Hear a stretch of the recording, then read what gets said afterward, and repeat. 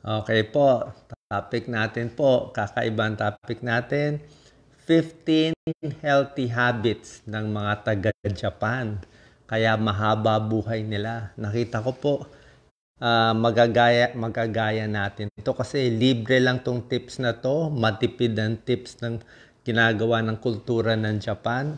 Pwede tayong matutod tayo para kumaba buhay natin. Sa Japan, longest lifespan. One of the longest, 87 years old.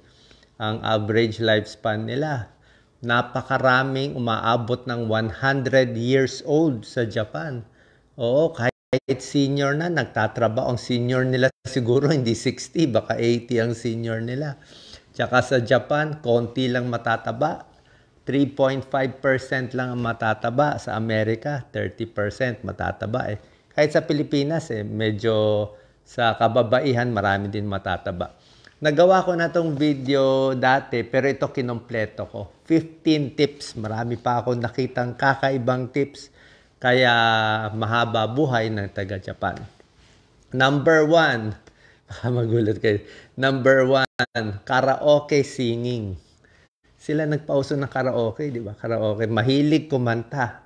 So, ano maganda sa pagkakanta? Siyempre, pag kumakanta ka, nare-release mo yung mga emotions mo, nalalabas mo yung, nababawasan ka ng stress, at pag kumakanta, maganda sa lungs. Kung kayo may hika, may pulmonya, may plema, pag kumakanta, lalabas yung plema mo. Kasi nga, deep breathing yun eh.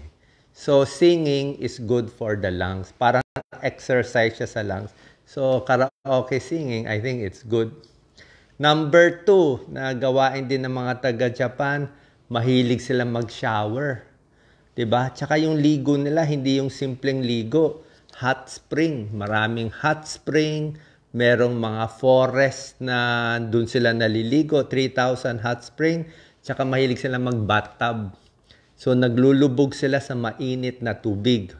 So, bakit maganda naglulubog sa mainit na tubig? Kasi pag nakalubog, matatanggal yung mga muscle pain mo, di ba?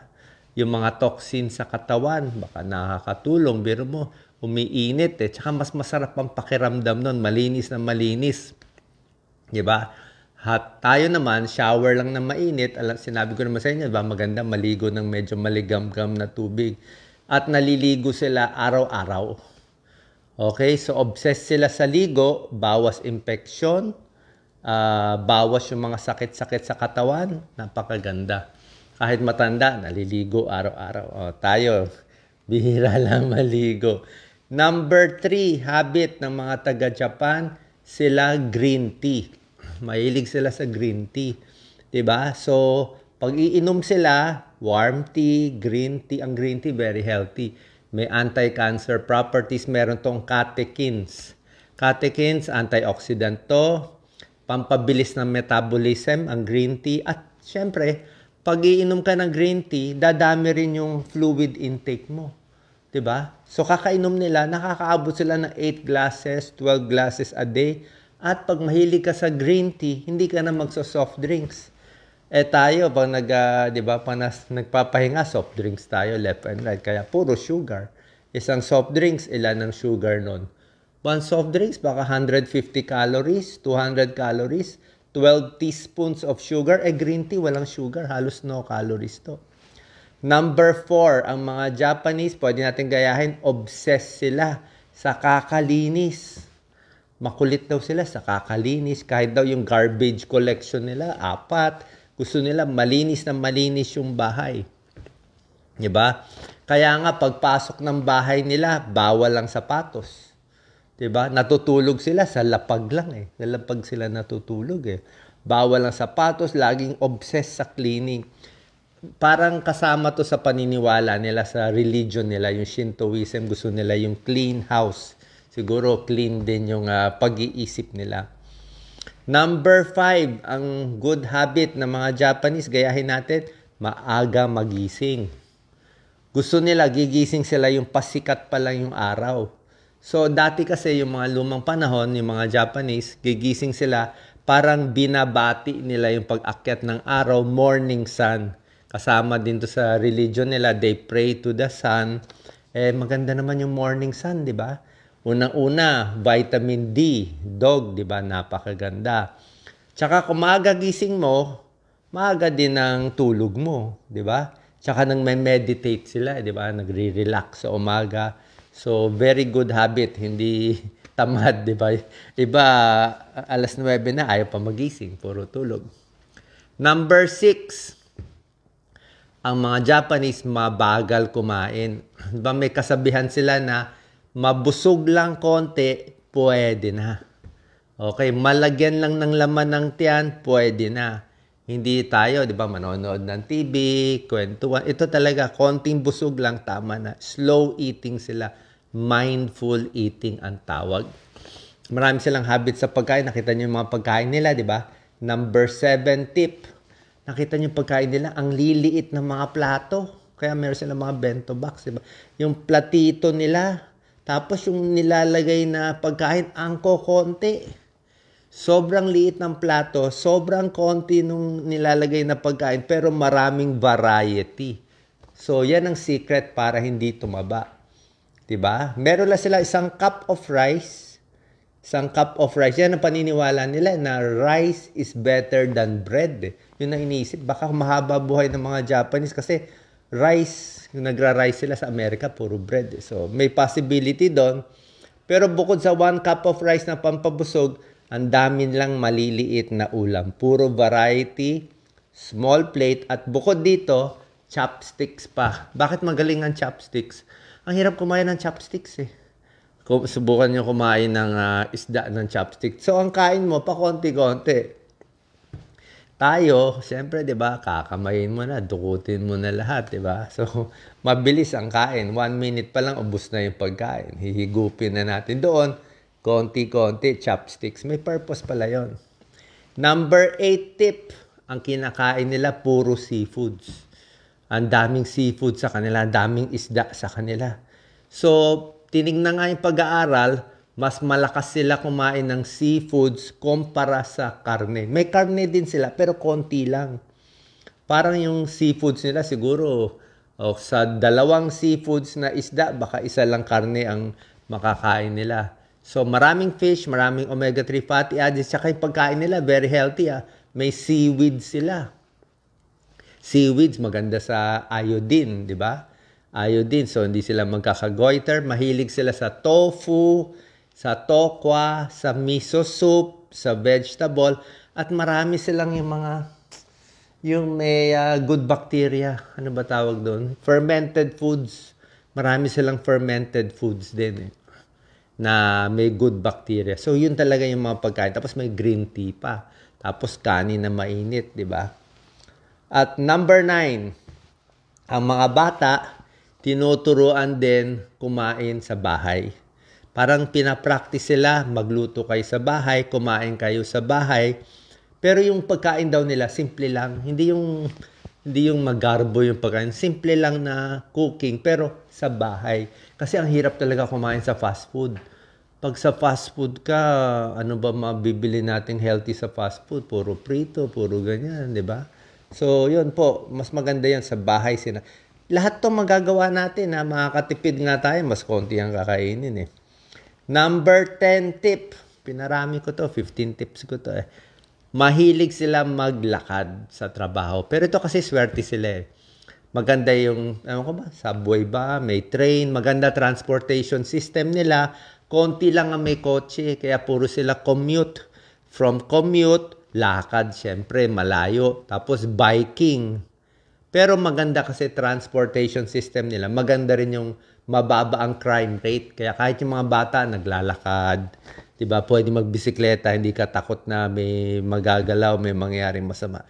Kaya walking din. Tapos less pollution pa, may maganda pa sa baga. Okay? Bukod dito sa exercise, na number 11, meron din sila sa morning calisthenics. Mahilig sila mag-exercise sa umaga.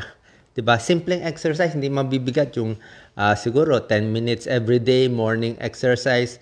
Habang ina-adore yung, parang ina-appreciate yung langit, yung ang ganda ng mga bundok, mga mountain. Diba? Ang ganda ng mga bundok nila. Mountain. maganda yung hangin.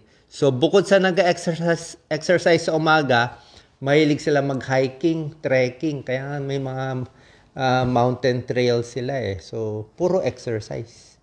Biking na, walking na, may calisthenics pa, may hiking pa, mababa pa pollution. Tapos, pagpunta doon, may ligo pa siguro doon. Diba? Naliligo pa doon. So, maganda. Exercise, fresh air, cleanliness. Diba? Yan ang gusto ng mga infectious disease. Number 12, strong family bonds. Ito pareho to sa Pilipino, di ba? Laging magkakasama yung pamilya. Malaking tulong yon, yung strong family bonds. Number 13. Ito medyo kakaiba tong 13. Mahilig ang mga Japanese sa gift giving. Di ba? Laging may regalo. Pero yung regalo, maliit lang. Hindi siya malaking regalo. Di ba? So, parang ano to giving, parang it's the gift, diba? It's the thought of giving that counts, diba? So, parang respect, mahilig sila magbow, diba? Mahilig magbow, magrespeto, mahilig magregalo. Hindi sila nangiinsulto, hindi nila sasabihin, no, ayoko yan. Puro, pag hindi daw maka-no, ang no nila parang gagawin nilang paraan na hindi talaga no. Ayaw nila masaktan yung damdamin mo. So, maganda to. Gift giving, bowing, respect, may tulong yan. Okay? Number 14. Meron sila tinatawag na ito. Ito yung nakita kong Japanese word. Yung mga marunong lang dyan. Ikigai. Ano ibig sabihin ng ikigai? Ibig sabihin nito, hahanapin mo yung purpose mo sa buhay.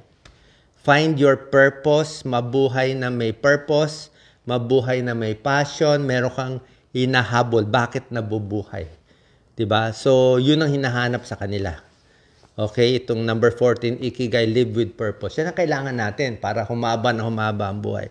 And number 15, last na lang to, is kahit retire, wala silang retirement eh. Maraming senior nagtatrabaho, nagwawalis sa village, laging very di ba? Maraming senior, tuloy-tuloy ang trabaho. Di ba? Sinabi ko, wag magre-retire. Kasi pag nag-retire tayo, pwede mag-retire sa trabaho, pero yung meron ka pa rin gagawin sa buhay mo. Hindi yung nandun ka lang sa bahay, nalulungkot na lang. So, ito yung mga 15 very nice habits nila na magagawa natin. Tingnan natin yung mga paliligo, green tea, less soft drinks, paglilinis, maaga magigising, dahan-dahan yung kain, 'di ba? Tayo pag umorder only rice, patay tayo doon. Only meat, only chicken, only noon. Sila konti-konti lang, more seafoods. Tapos exercise, sinasama yung exercise sa araw-araw nila. Hiking, tapos may live with purpose at hindi nagre-retire. At syempre may dagdag advantage pa sila. Siyempre, maganda healthcare nila, maraming libre, di ba? Yun, advantage nila yun. Pero okay lang naman, magagaya natin to, iba. Pero hindi ko sinasabi all positive sila, although proven to na mahaba talaga buhay nila. Proven na maraming lumalampas sa 100 years. Siguro good genes, di ba? Proven to. Pero meron din naman ilang bad habits. Tulad ng masyado silang obsessed sa trabaho, which is okay naman, obsessed sa trabaho. Tsaka baka meron ding mataas na suicide rate na syempre sa Japanese culture nila.